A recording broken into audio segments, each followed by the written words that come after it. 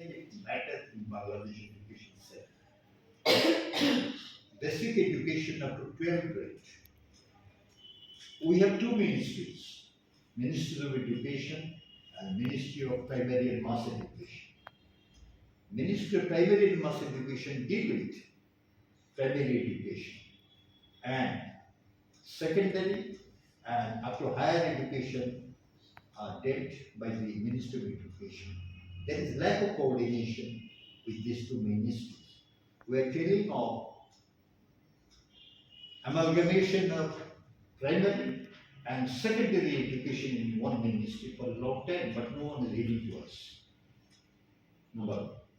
Number two, well, when we speak in terms of autonomy, UNESCO, this office represents the UNESCO headquarters in Paris.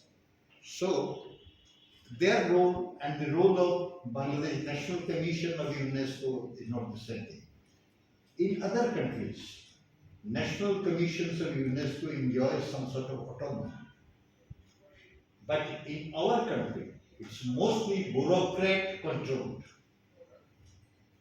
In the Secretary of Education and vice versa, they do control, they do manipulate, they do create influences on the activities of it. We are never invited by the Bangladesh UNESCO Commission. I was a member of National Education Policy.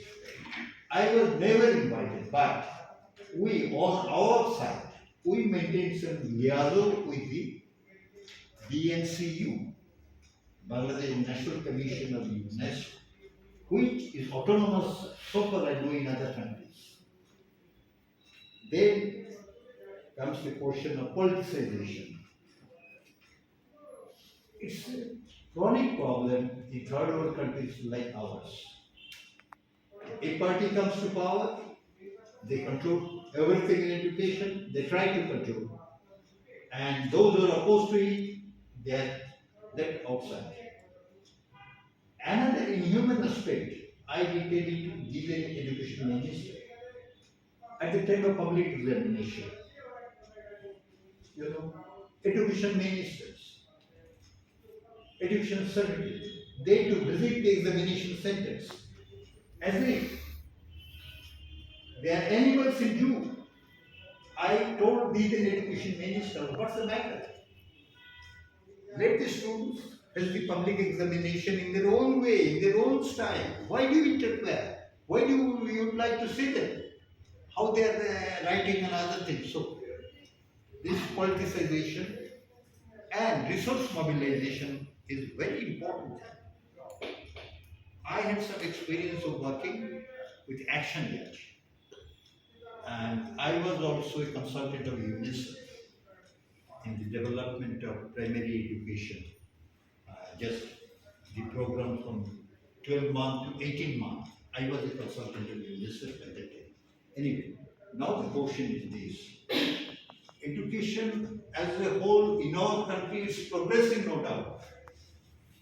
It's progressing, but its quality, its coordination, more involvement of the parents is a factor. And last of all, it's autonomy and to accept new things.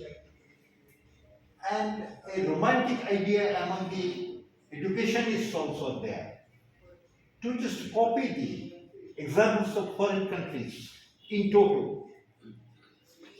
We most of the time do not link our reality, the reality of our soil, with the foreign experiences in education. No country is similar to another. Our neighboring Bhutan, or Nepal, or India, or Singapore, what they're doing. Their experience and our experience are not the same or common. Yes, there are some common aspects. But with this, I have highest regard rather and affiliation with UNESCO. Because during my student life, I didn't hear the name of UNESCO. But when I joined the teaching profession in 1972, My leader at the time was Principal A.K. Shahidullah. He used to write articles on UNESCO newspapers, rights and obligations. And for the first time, I came to know about the 1966 recommendation of teachers and the 1997. And why I am grateful to UNESCO, I have a list of publications of UNESCO. Global Report on Teachers, unique documentation. Student wellness, why bullying too narrow legs for addressing conflict in middle school. The Global Report on the Status of Teachers 2021, preparing teachers to deliver hybrid education. It's a unique document. And the example of Caribbean and Latin America are there. Then disability, inclusive, comprehensive sexuality education, sexuality education. 2022 Transforming Education Summit, Transforming Education, activating the recommendations of the UN high-level panel on the teaching profession. Unique documents. And there are other documents I have. And the change, whether schools will be unschooled. You know, the traditional way of teaching or learning a child. You know, my grandson is in Malaysia. He was not used to speak much. In Malaysia, he is an undergraduate student in Dhaka University. He just phoned me once, Nana, that is grandfather, do you know how to act in a movie? Oh, you are just studying there, what about movie? So no, I am to edit a video also. So the mode of change in education elsewhere has not taken place that way in Bangladesh yet. We cannot copy it, but at least the parents and the teachers should be aware of it. So my point is this, that government should come, government should go. Then the wheel of history moves. But the point is this, we fail to maintain the continuity of principles in education. It's a very, very important phenomenon. A government may be unwelcoming in politics, but it may have some positive aspects in education. And you know, one education minister, I'm sorry, he's no more in this world, once invited me to his ministry as Indian, telling why you have written an article in a newspaper.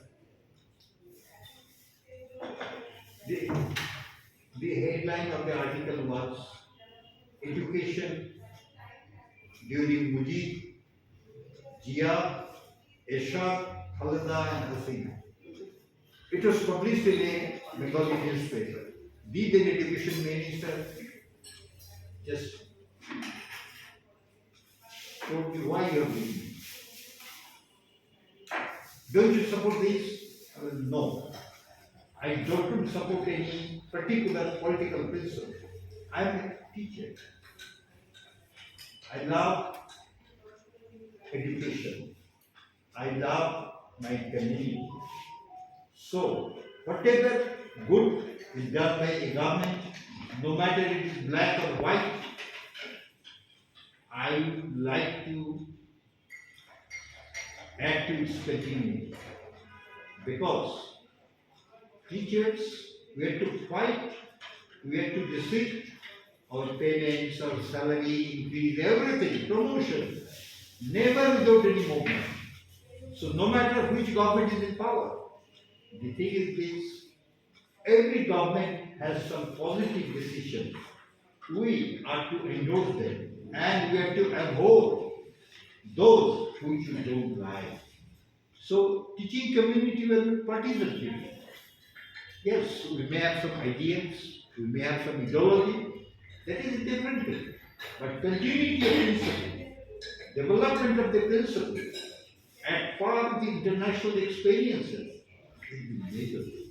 Now, I would end here that I would not come if the meeting was not that of UNESCO, because my feeling with UNESCO is natural, it's cordial, and I cannot just live anything, discourage anything. No, I don't say that UNESCO has done everything. But UNESCO is principle. When we lost jobs some 10 years back, 10 to 20 years back, UNESCO, ILO, they sent a special mission to Bangladesh to mitigate into why we lost jobs and give them education minister. He, considering the mistakes, he avoided the meeting. So UNESCO and ILO, to which extent it is important and loved by the teachers, I know we did that.